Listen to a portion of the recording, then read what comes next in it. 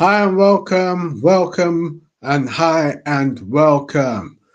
This is the match reaction to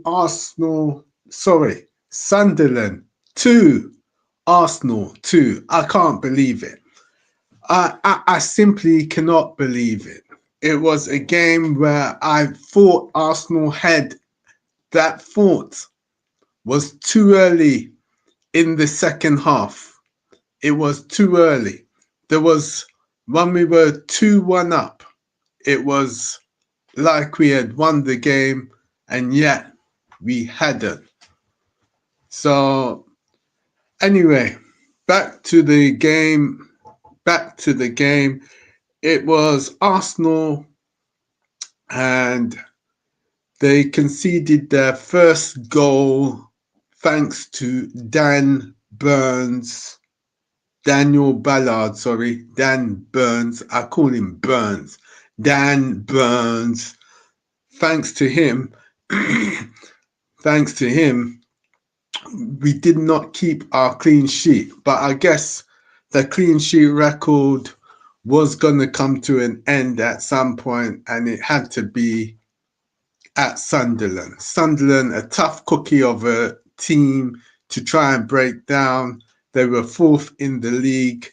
I presume they are still in fourth position. Let's take a look and see exactly where they are in the league. They are third now. So Sunderland, because of that result, they are third. It's not the end of the world for Arsenal. We're still in first position. We're still 7 points better off. Seven could be 4 points if Man City win their match tomorrow against Liverpool. So, but we are possibly we are getting there anyway. We're slowly getting there. Arsenal, I think it's going to be either 2 points dropped or a point gained. We're going to have to wait and see what happens tomorrow between Man City and Liverpool. Hopefully they can both drop points. I think that would be the better outcome. Or Liverpool winning, Man City winning. I think both dropping points would be the better of the teams, of the sides. So so let's see. When we were 2-1 up, Leandro Trossard, what a wonder goal he scored. That was unstoppable. Could not be saved. But unfortunately, it wasn't enough. It weren't enough. And in the dying minutes, Sunderland were able to get back to 2-2, and Desmond Tutu, and that has really spoiled the plans of this live reaction. It's just not going the way I thought it would have. Tell me, what are your thoughts on it, on that? Put in the comment section your thoughts on the match, what you thought of the match, how you thought the match went, any controversial decisions that you thought were going on. Please put in the comment section, and we'll have a look into that. Let's get this comment up. Right. YouTube censors our free speech, which says we should have won the game, but we did not lose. The Premier League is the hardest league to win for a reason. No easy games. Certainly, certainly, definitely no easy games. Yeah, you know. But again, I guess it's a blessing in disguise for Arsenal because we did not lose the match, which is most probably the blessing in disguise. So we have to move on to our next match. Well, we need that. We actually, I think the players needed a rest. To be brutally honest, I think the away trip to Prague and our latest fixtures were telling on the squad. Although we did do some rotation, I think we needed just a little bit of a rest. We don't actually know how they travelled to Sunderland, whether it was by air or by coach, you know. So we don't know how the players travelled there, but maybe there was a little bit of fatigue creeping in from some of the players that we will have to wait and see. So let's look at the next match after the international break.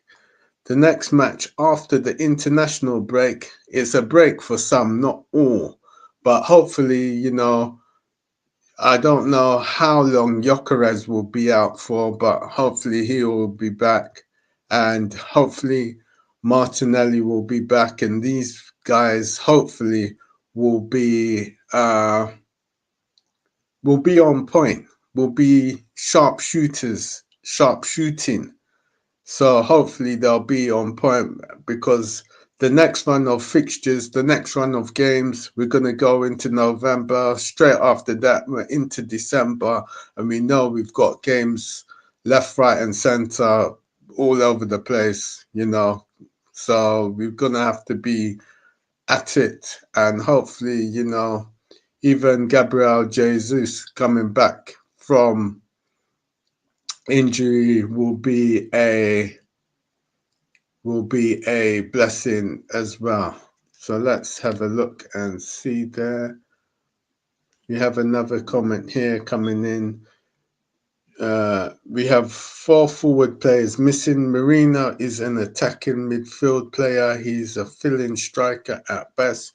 Gyökeres out for 3 to 4 months. I hope not. I really hope not. I hope not. Well,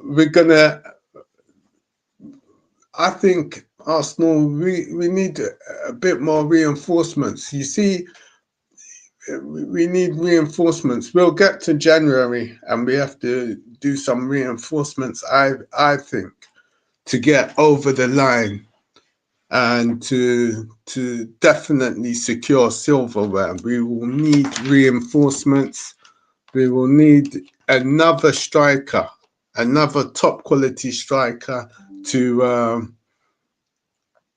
challenge Gyökeres. We got rid of Nketiah and Balogun, and we've not replaced Nketiah and Balogun, although we do have what's his name, Harrison, the guy who played for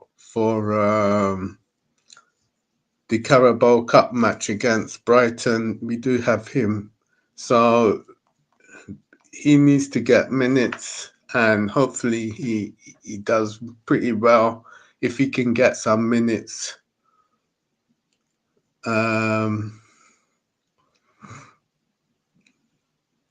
If he can get some minutes, then he does well.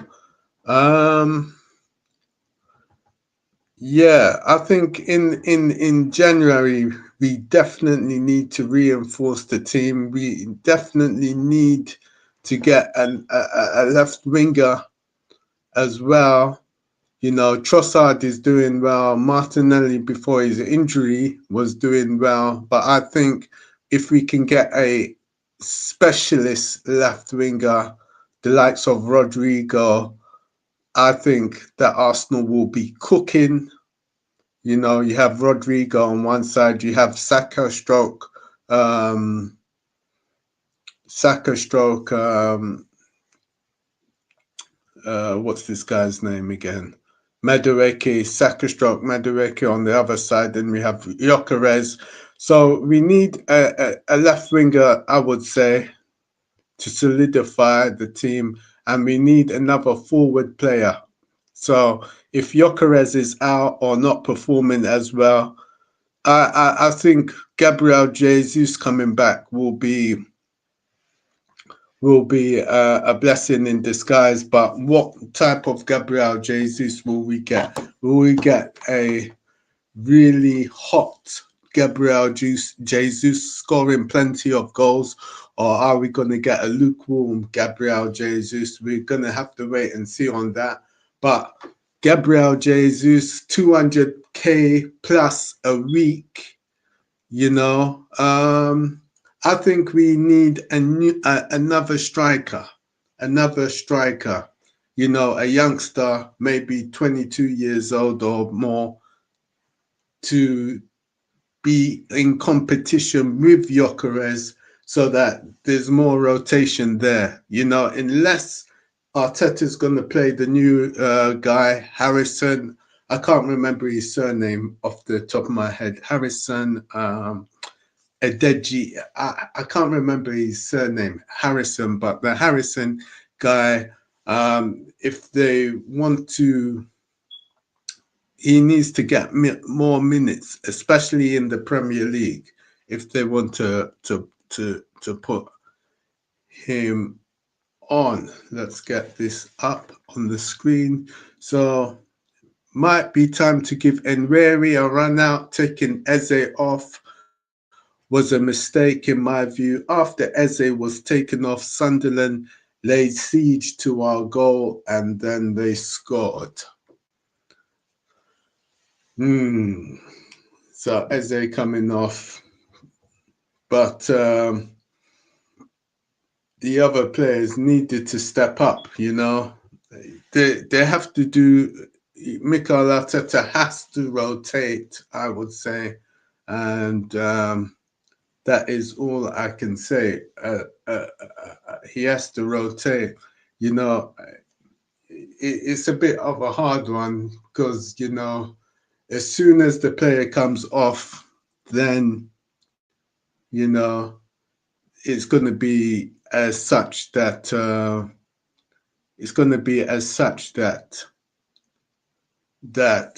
whatever happens is a result of that transaction, so to say. So we the other players on the pitch have to step up. All the other players and defensive players have to step up, even if, you know, a great player comes off, you know. So that one's up in the air, in my opinion. So the the question is it 2 points dropped or a point gained? Spurs at home. It's a match that we should be. It's a match that we should be winning against Spurs, and we have won. And I don't see Spurs as being. They drew to 2-2 with Man United today. I thought they should have won the match. It again. It was they were 2-1 up, but them Spurs being Spurs, they just Spursed it up, and it became 2-2. Man United scored in the last minutes, and again points dropped. But I don't see Spurs as being anything. I don't see Spurs as being real title challengers. I don't see Spurs being as title challengers. I just see them at best top 6 in the league. I don't see them getting above 6th position in the league. I don't really see. In fact, I ain't really too concerned with Spurs. I don't care exactly where they are. They're fourth at the moment, but I don't really see them as being title credential material.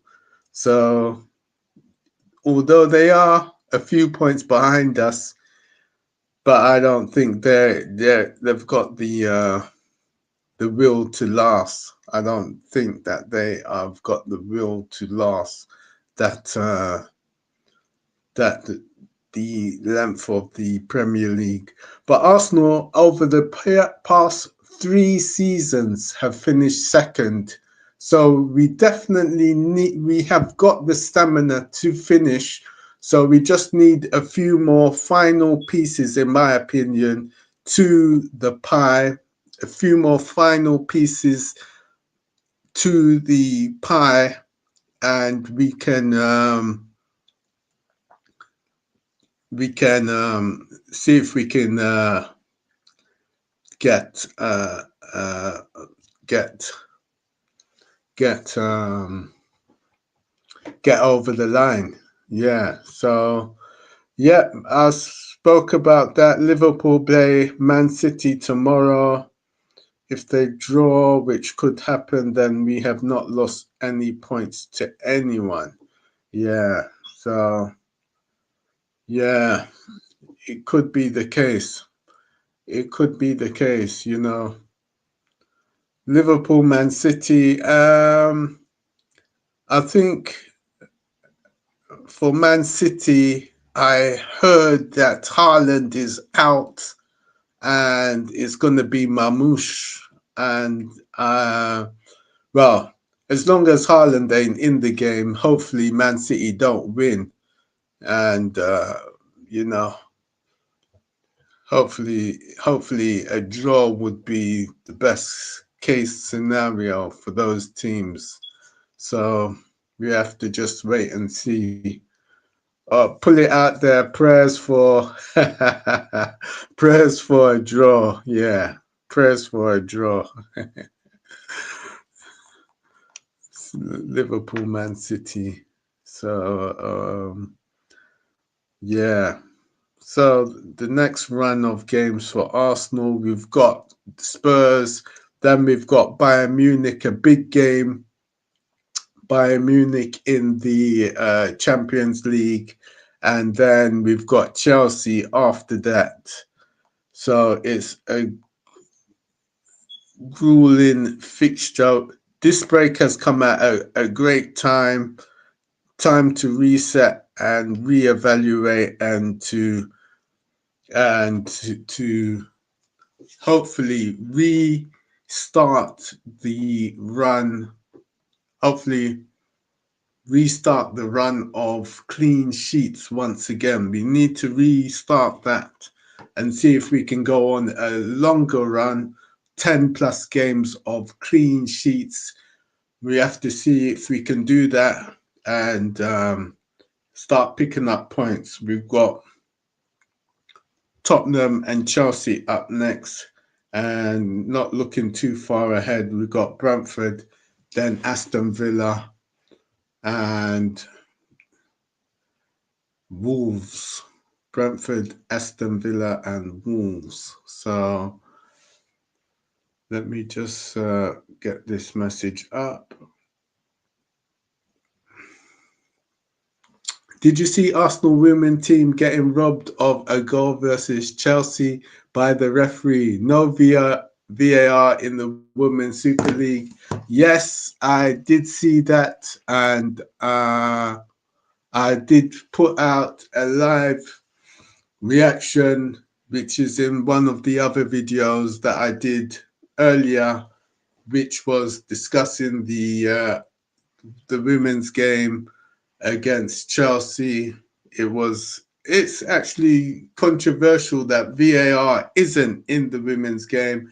there were controversial decisions all over that match, to be honest, and VAR would have sorted all of that out, you know, and we would have sat and we would have said, well, if VAR has got it correct, there's no dispute. But now, as it stands, there's a dispute because VAR wasn't in the match, and it's essentially eye contact to decide. And I don't think that